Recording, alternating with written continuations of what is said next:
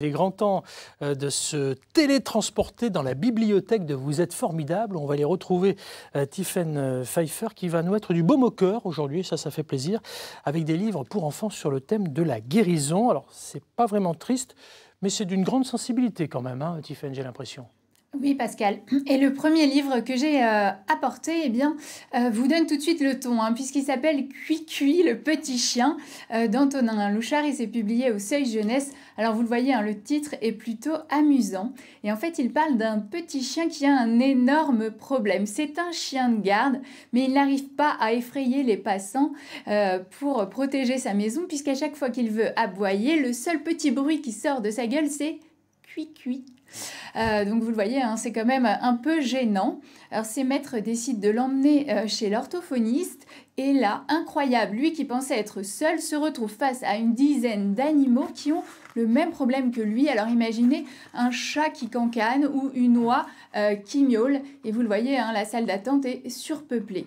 Finalement, en quelques séances, le problème est réglé et ce joli petit livre qui paraissait comme ça anodin permet en fait de parler en creux de toutes ces petites maladies, tous ces handicaps que peuvent avoir les enfants. Et puis, eh bien, c'est assez rassurant pour un enfant de 3 ans de se rendre compte qu'il n'est pas seul et que finalement, en demandant de l'aide, on peut résoudre ses problèmes et on peut en rire.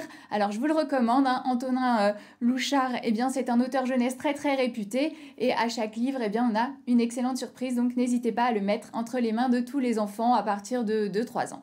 Cui-Cui, le petit chien d'Antonin Louchard. J'en connais un qui a des chiens qui sont un peu plus costauds, hein, Jérémy, et qui ce week-end va défendre la cause animale parce qu'il va se passer quelque chose à Dole, Jérémy. Il y a un salon du chiot qui se tient à Dole. Les salons du chiot sont réputés pour être uniquement mercantiles et faire venir des animaux un petit peu de partout, de toute la France. Et donc l'association canine territoriale a décidé de manifester son mécontentement dès samedi à 13h30 devant Dole Expo, mais aussi le dimanche pour remettre en fait la question du bien-être animal et du bien-être canin au centre des réflexions.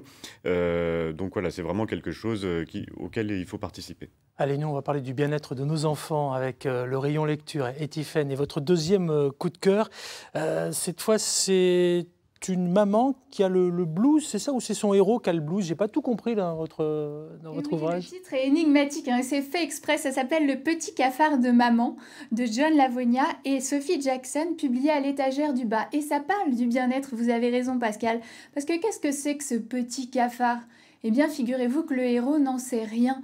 On lui a seulement dit que sa maman était fatiguée, qu'il fallait être sage à cause d'un petit cafard. Alors vous le voyez, hein, son imagination s'emballe et il ne sait pas quoi penser.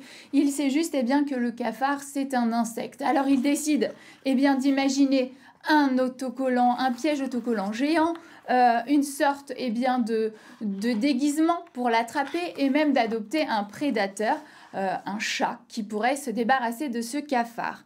Alors vous le voyez, hein, cet album aurait pu être très triste puisque finalement le cafard de sa maman, vous l'imaginez bien, c'est la dépression. Mais on trouve en fait des dessins assez gais, une manière jolie de parler de ce problème et je vous le conseille pour les enfants à partir de 5 ans, dans les familles où on pourrait croiser ce problème, puisque c'est une jolie manière de parler de ce souci qui touche finalement plus de familles que ce qu'on pourrait croire et qui est adapté aux jeunes enfants. Mais nous, on aime, pendant que vous allez chasser, non pas le cafard, mais le chat que vous avez dans la gorge, Tiffaine. Je me tourne vers vous, Élodie, vous êtes la maman de Marie, 7 ans, qui est en CE1. Vous la faites lire ou vous la bloquez sur la tablette? Non, elle adore... elle regarde aussi un petit peu la tablette, hein, il faut l'avouer, mais elle adore lire. En ce moment, elle est sur la série Mortelle Adèle, elle adore et elle dévore. Donc je retiens les 2 titres, ça devrait lui plaire aussi. Bon, puis comme on dit, jamais 203. C'est une autre maman qui est avec nous, hein, c'est la maman d'Éric et de Suzanne. Tiffaine qui est là, on ne peut pas se quitter sans le 3e livre, forcément. Et ce 3e livre parle de sujets sérieux, comme on le fait souvent, mais avec tact quand même. Ça nous arrive assez souvent dans cette chronique. Et cette fois, la tristesse n'est pas causée par une maladie, mais plutôt par malheureusement le spectacle de la misère. Oui, tout à fait. Ce livre Sans détour est écrit par 2 auteurs que j'aime beaucoup, Pascal. C'est pour ça que je voulais vous en parler. Stéphanie Demas-Potier et Tom Ogomat. C'est publié aussi à l'étagère du bas. Et ça parle d'une petite fille qui, tous les matins, en allant à l'école, croise une maman et son bébé sur le trottoir. Et oui, donc ce livre parle des SDF. Et cette petite fille est complètement désemparée. Elle ne comprend pas pourquoi elle ne peut pas ramener cette famille à la maison. Pourquoi sa maman ne fait rien et pourquoi cette situation existe. Et finalement, ce livre parle d'un sentiment que l'on peut ressentir nous aussi quand on est devant notre café chaud à la maison. Et cette petite fille dit « Qu'est-ce que je pourrais bien faire pour aider un de ses enfants comme il en existe finalement 42 000 en France. » Oui, 42 000, vous vous rendez compte, Pascal?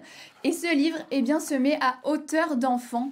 Et sa maman trouve une consolation, lui dit « Peut-être que tu pourrais faire un geste qui est à ta portée, peut-être partager un moment, un jouet, un regard avec ses enfants. » Alors je vous conseille ce livre, puisque finalement, quand on a des enfants, on se rend compte que souvent ils sont très touchés par cette situation, qu'ils nous en parlent et qu'on est assez démunis.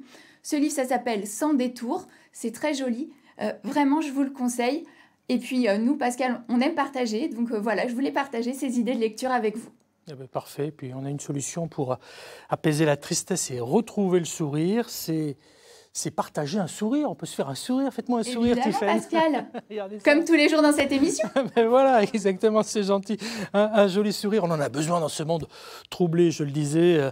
Vous êtes formidable. Merci, Tiffany. La sélection livre de la région et d'ailleurs, à retrouver aussi sur le net et les réseaux sociaux. Vous embrassez Eric et Suzanne et à une prochaine fois, Tiffany, pour de nouvelles aventures. Et oui, avec plaisir. Eh bien, super.